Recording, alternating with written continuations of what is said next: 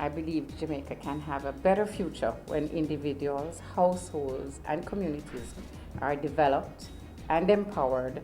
And the Ministry of Labor and Social Security will be spending nearly $9 billion to help make that happen this fiscal year. The funds will be used to promote a stable industrial climate, ensure the highest standards of workplace safety, facilitate increased access to employment, and manage various social protection programs.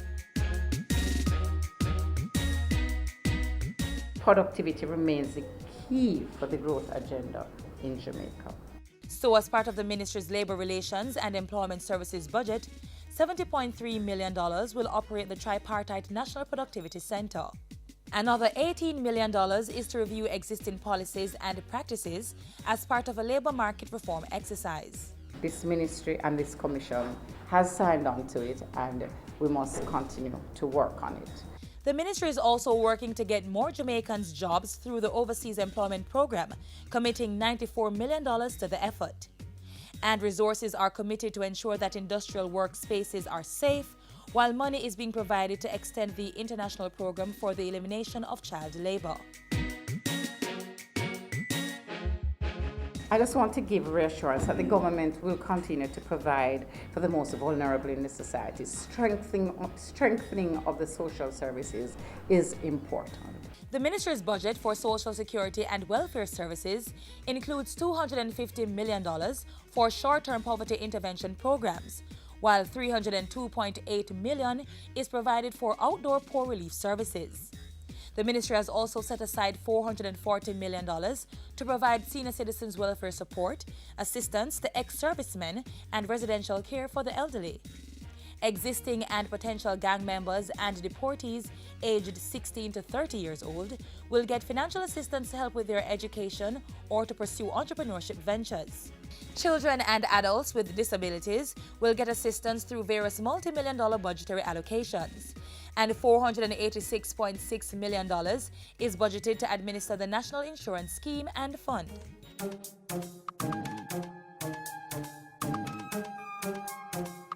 Path will be reviewed with a focus on empowering persons to move from welfare into work or into entrepreneurial and self-sustaining activities, and we will be embarking on that later in the year.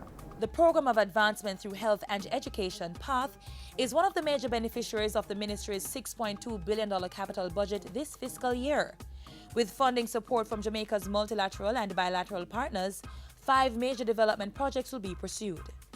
They include the Social Protection Project 2, which has been allocated $4.3 billion to further improve the effectiveness of PATH and to enable a comprehensive review of public sector pensions, among other things.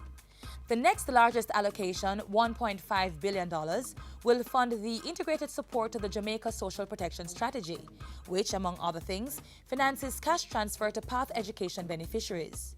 Another $243 million project is to strengthen and increase services on the PATH, construct facilities for the early stimulation program, and strengthen the institutional capacity of the ministry's electronic labor exchange, along with other targets.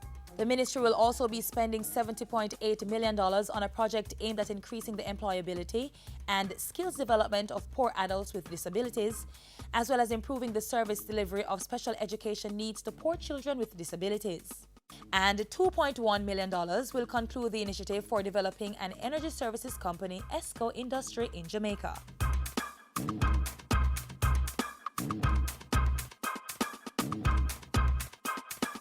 We are committed to strengthening the social services in the Ministry of Labor and Social Security. And I'm mindful that productivity revolution must be implemented in Jamaica, and that will help to lead to job creation, poverty reduction, and economic growth.